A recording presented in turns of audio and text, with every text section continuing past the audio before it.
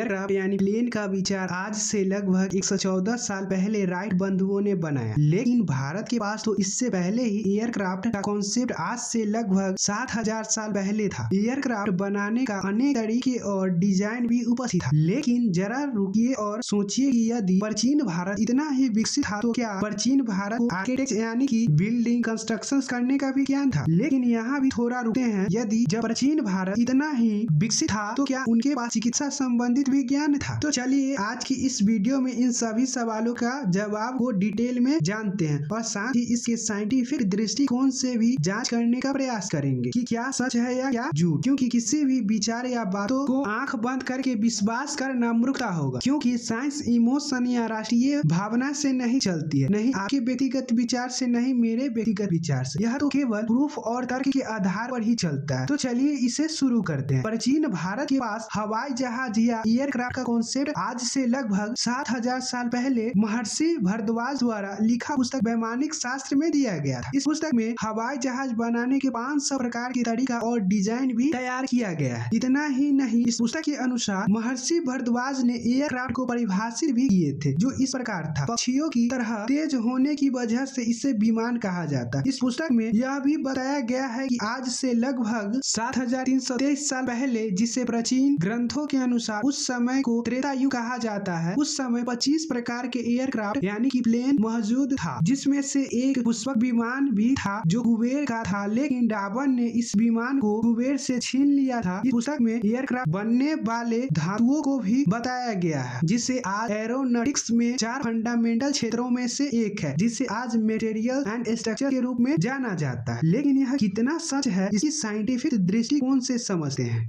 IISc यानी कि Indian institute of science के एरोस्पेस इंजीनियर HS मुकुंद ने 5 टीमों के साथ मिलकर वैमानिक शास्त्र का अध्ययन किया। उन्होंने इस पुस्तक पर आधारित एयरक्राफ्ट का जांच आज के एयरक्राफ्ट के सिद्धांत के अनुसार किया, जिसमें सिद्धांत एयरक्राफ्ट में यूज होने वाले ज्योमेट्रिकल शेप और एयरक्राफ्ट में यूज होने वाले वस्तुओं और रासायनिक घटकों के आधार पर किया था। जब इनके द्वारा दिया गया रिसर्च पेपर को जब हमने पढ़ा तो इस पेपर में उन्होंने साफ साफ कहा कि यह पुस्तक ऋषि भारद्वाज द्वारा नहीं बल्कि 20वीं सदी में ही लिखा गया है, और यह उन्हें इसीलिए लगता है कि इस पुस्तक में बनाए गए डिजाइन प्रैक्टिकल रूपों से काम नहीं करता है, और साथ ही उसमें बनाए गए डिजाइन आज के एयरक्राफ्ट से मिलता जुलता है, इसीलिए उन्होंने इसे नकार दिया था। यह सभी बात तो रिसर्च पेपर के आधार पर था, लेकिन मेरे अनुसार इस पर और रिसर्च होने के बाद ही कोई निर्णय पर पहुंचना चाहिए, क्योंकि इस रिसर्च पेपर में कुछ जानकारियां का अभाव है। इसीलिए अभी इस पुस्तक पर किसी भी प्रकार के निर्णय पर पहुंचना उचित नहीं होगा। हाँ, यदि आप इस रिसर्च पेपर पर विचार करना चाहते हैं तो इसका PDF डिस्क्रिप्शन में दे दूंगा, इसे जांच कर सकते हैं। लेकिन क्या प्राचीन भारत को बिल्डिंग बनाने का तरीका और उसमें यूज होने वाले टेक्नोलॉजी का भी ज्ञान था? आर्किटेक्ट का ज्ञान का पता मयमतम से मिलता है। तो क्या यह सच है या झूठ, कुछ भी हो सकता है। लेकिन प्राचीन ग्रंथ मयमतम के अनुसार आज से लगभग 7000 से 8000 साल पहले प्राचीन भारत को भवन से संबंधित कई नॉलेज थी, जो आज के समय में आर्किटेक्ट कहलाता। यह ग्रंथ संस्कृत भाषा में लिखा गया है। इसमें 3337 श्लोक है, जिसमें से 2627 श्लोक भवन निर्माण से जुड़ा हुआ है। बाकी 710 श्लोक गाड़ियां एयरक्राफ्ट यानी कि व्हीकल से जुड़ा हुआ है। इतना ही नहीं, एक बिल्डिंग या भवन बनाने के लिए माप यानी कि मेजरमेंट की आवश्यकता होता है, जो इस पुस्तक में मेजरमेंट के बारे में भी बताया गया है। जैसे कि यदि लीनियर मेजरमेंट यानी कि ऊंचाई चौड़ाई वजन की माप के लिए सबसे छोटा यूनिट या मापक रथ रेणु था, जहां 1 रथ रेणु बराबर 8 परमाणु होता है, और दूसरा यूनिट बाल ग्रह था, जहां 1 बाल ग्रह बराबर 8 रथ रेणु होता है। तो क्या सही में प्राचीन भारत के पास आर्किटेक्ट और उसमें उपयोग होने वाले टेक्नोलॉजी का ज्ञान था? तो चलिए इसकी जांच करते हैं। नेशनल इंस्टीट्यूट ऑफ टेक्नोलॉजी के प्रोफेसर विनय मोहन दास, जो एक आर्किटेक्ट हैं, उन्होंने इस मयमतम पुस्तक पर लिखे श्लोक के आधार पर 3D कंप्यूटर ग्राफिक मॉडल तैयार किया। तो उन्होंने पाया कि इस पुस्तक में उपस्थित आर्किटेक्ट का नॉलेज सही वर्णित है और उनके द्वारा किया कार्य से तो यह पुस्तक बिल्कुल प्रैक्टिकली रूप से भी कार्य करता है। जब मैंने अपने स्तर से इस पुस्तक की श्लोक का जांच किया तो यह बिल्कुल आधुनिक आर्किटेक्ट की ओर इशारा करता है। लेकिन आपको क्या लगता है, आखिर आज हम सभी कई प्रकार के मेडिसिन से तो परिचित ही है, लेकिन इस मेडिसिन यानी दवा और अन्य बीमारियों का इलाज का ज्ञान प्राचीन भारत के विद्वानों को भी था। यह सच है या झूठ, इसका तो आगे जानेंगे, किंतु उससे पहले उन ग्रंथों की बात कर ले जो जो इन सभी का वर्णन मिलता है। चिकित्सा संबंधित जानकारी प्राचीन भारतीय ग्रंथ सुश्रुत साहित्य से मिलता है, जिसमें दुर्लभ पौराणिक सर्जिकल ऑपरेशन भी था, जिसमें एक संत के सिर और धड़ को फिर से जोड़ने वाली पहली प्लास्टिक सर्जरी भी शामिल था। इतना ही नहीं, इसमें आंखों के ऑपरेशन भी शामिल था, जो बेहद एडवांस होने का पता चलता है। इस पुस्तक में 1120 बीमारियों और 700 पौधे से बने दवा का वर्णन मिलता है और 64 अन्य तत्वों से बना दवाइयों तथा संतान पशुओं और अन्य जीव से बनने वाले औषधियों के बारे में भी बताया गया है। यह सभी चिकित्सा संबंधित ज्ञान आज से 4000 वर्ष पहले का दावा है, लेकिन इसका क्या प्रूफ है? आज दुनिया भर के चिकित्सा संबंधित वैज्ञानिक इस पुस्तक में वर्णित चिकित्सा संबंधित बातों को जांच कर सत्य माना है, लेकिन मेरा भी यह मानना है क्योंकि कई पहलुओं को जांच करने के पश्चात इसे सत्य माना गया। आज के लिए बस इतना ही। धन्यवाद।